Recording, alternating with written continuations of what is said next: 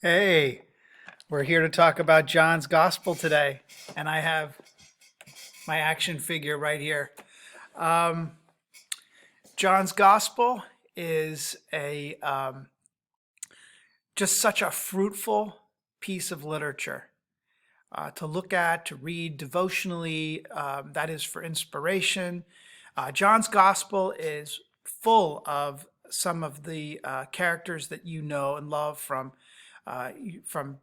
different stories you'll come in contact with and you'll remember straight away. Oh, that's from John's Gospel story. And so I have my Jesus action figure. Of course, this Jesus action figure has hovering action, which is why I have him today, and it's instrumental, I think, because John's Gospel portrays Jesus a little differently than do the Synoptics. The Synoptics present Jesus very much in the Old Testament prophetic line as the Son of Man kind of Messiah. And as the Son of Man kind of Messiah, Jesus does things to advocate for the poor, to talk about social justice, to discuss the political ramifications of Israel and Israel's God once more becoming king. Of course, Jesus does proclaim this kingdom, and he proclaims it in ways that evoke the first century context that you know. Jesus kicks up dirt. He walks around. He doesn't have anywhere to lay his head. Jesus is an itinerant preacher, and he interacts with crowds. He does incredible miracles. He tells fantastic stories, parables that illustrate what the kingdom of God is like. That's the synoptic picture of Jesus, the Son of Man kind of Messiah, where Jesus says that the Son of Man will be handed over, will be beaten and killed, and the third day will be raised from the dead. John's Gospel portrays Jesus in very, very different terms. In John's Gospel, Jesus is a Son of God kind of Messiah, and not a Son of Man. Instead of the lowly Jesus, Jesus is exalted. Like I've used many times, the idea here is that in the Synoptic Gospels, Jesus is Clark Kent. But in John's Gospel, Jesus is Superman. And so we're going to take a look for the next couple of videos at John's Gospel. And maybe if we have some additional time, we'll take a look at a couple of texts. I would refer you to Marianne Thompson's article in the Cambridge Collection of the Gospels. She has an article on John's Gospel that anyone can understand and get a hold of. The Cambridge Companion of the Gospels is really a great little text that would benefit you. She takes 20 pages and puts the real essential pieces in place. And so you want to try to pay attention to Marianne Thompson's article. Matter of fact, I'm going to show you just a little bit of that in a bit. But before, I want to show you how John's Gospel begins. In the beginning was the Word, and the Word was with God, and the Word was God. He was in the beginning with God. All things came into being through him, and without him, not one thing came into being. What has come into being in him was life, and the life was the light of all people. The light shines in the darkness, and the darkness did not overcome it. So John's Gospel begins in this really philosophical way. It begins by not with a genealogy, not with a story of an angel visitor, not even with the heavens breaking open, and like Mark does in talking about how Jesus is this is the beginning of the good news of Jesus Christ, the Son of God. This starts out almost like a Lord of the Rings movie. If you've ever watched the Lord of the Rings movies, it starts off with this real dark background, and you see the words start to emerge, and you hear the voice of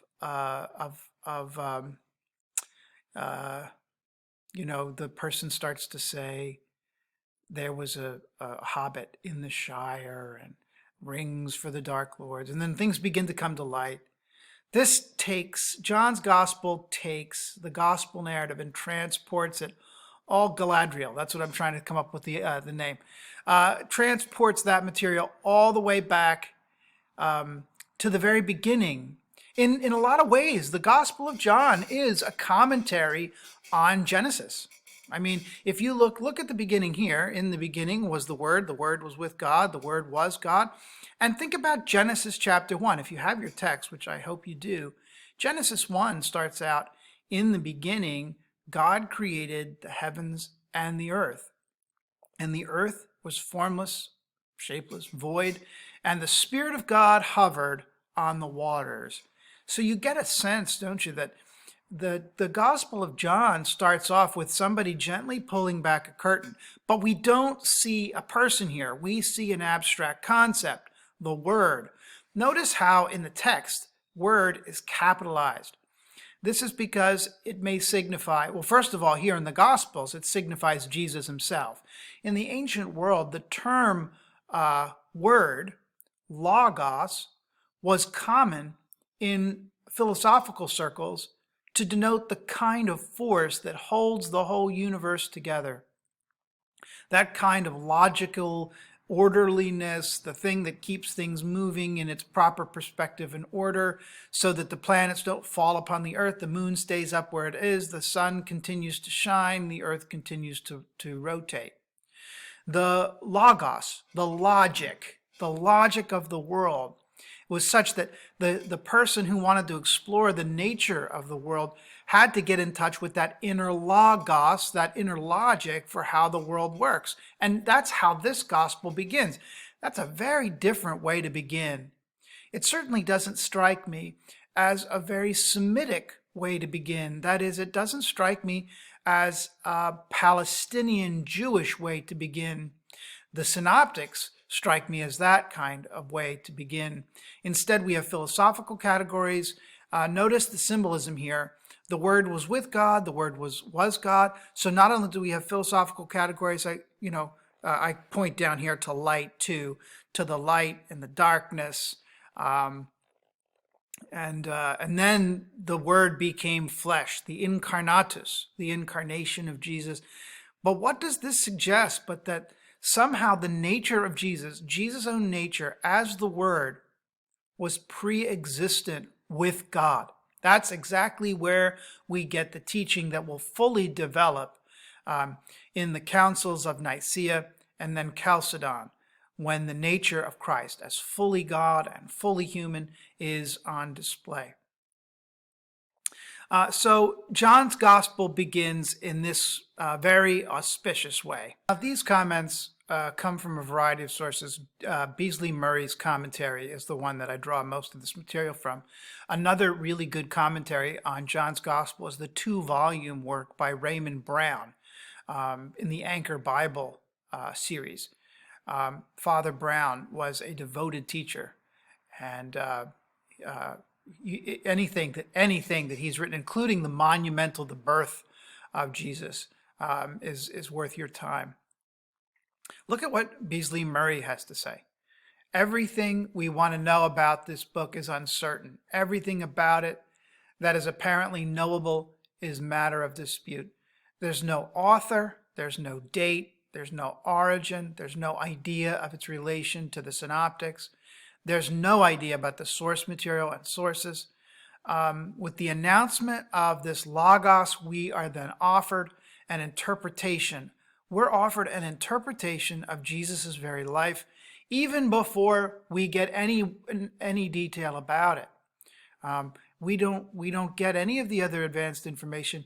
John's gospel launches us straight into the interpretation of Jesus, moving even past the Gospel of Mark, where the narrator of Mark's gospel even says Jesus is the Son of God and identifies him as a Messiah with the title Christ. In John's gospel, we move through that at the very beginning, when Jesus is announced as pre-existent as the Word. So John's gospel really puts us in high gear. So here are some distinctions that you can see some differences between the Synoptics on the one hand and John on the other. In the Synoptics, events open the story. Jesus is doing all kinds of things. He's healing people, he's teaching, he's performing miracles.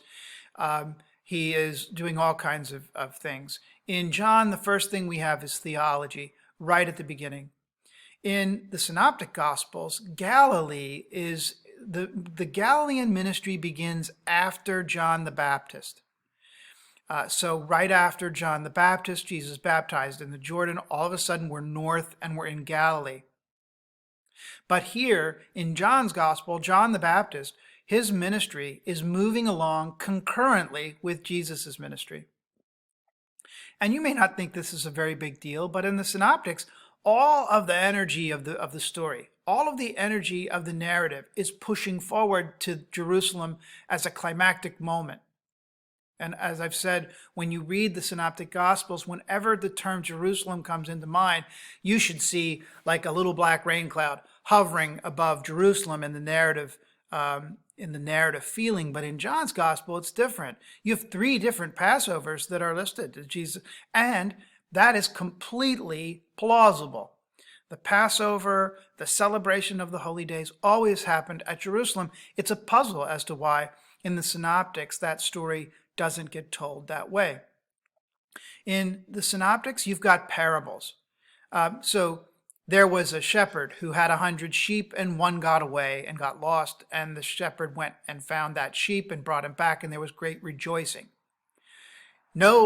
Instead of parables, in John, you've got discourses and propositions. So that when you have the parable of the Good Shepherd, in John's Gospel, Jesus just says, I am the Good Shepherd. In the Synoptics, Jesus is a Son of Man Messiah, and in John, Jesus is a Son of God Messiah, with all the power and the glory attendant to him. In the Synoptics, claims are made about Jesus on lips of everybody, including demons and authorities and disciples. But in John's Gospel, Jesus makes those claims. He doesn't need anyone to do that kind of work for him. In the Synoptics, you've got the Messianic secret, the don't tell anybody, keep your story to yourself. In John's Gospel, Jesus tells everybody who wants to hear what exactly he is about. But he does so shrouded in mystery and with very difficult teaching. What origin is there for John's Gospel? What's the origin of the Gospel? Is it independent of the Synoptics, or is there like a more broad familiarity? It seems completely unlikely that John used the Synoptics for his source material, when so much of that material that he writes is independent. On the other hand, there is some oblique reference to the synoptic material, but in very, very different ways. So let me offer, before I move on, let me offer an explanation for some of these idiosyncrasies. I already said that in the synoptics, the parable of the Good Shepherd, and there are a number of these, or the parable of the vineyard owner, or the parable of the Good Samaritan, where in John's Gospel, Jesus just says things. He makes reference to himself as the Good Shepherd. He is the bread of life. He is the one who comes down from heaven. It could be that John has the synoptics, but has decided to make a very different picture for his life of Jesus. And I should point out that scholars are more willing at this point to talk about the Gospels as bios, as lives, rather than as a unique genre. We've talked about Gospels as a unique genre, describing Jesus and, in this theological history or historical theology, this history of salvation, or how we maintain that this is an independent category, when maybe it really is closer to an ancient bios like Plutarch might construct. In any case, we're going to talk about what pieces are involved in John's Gospel and go into a little more depth in the next video. So I hope you stick around. Thank you for watching.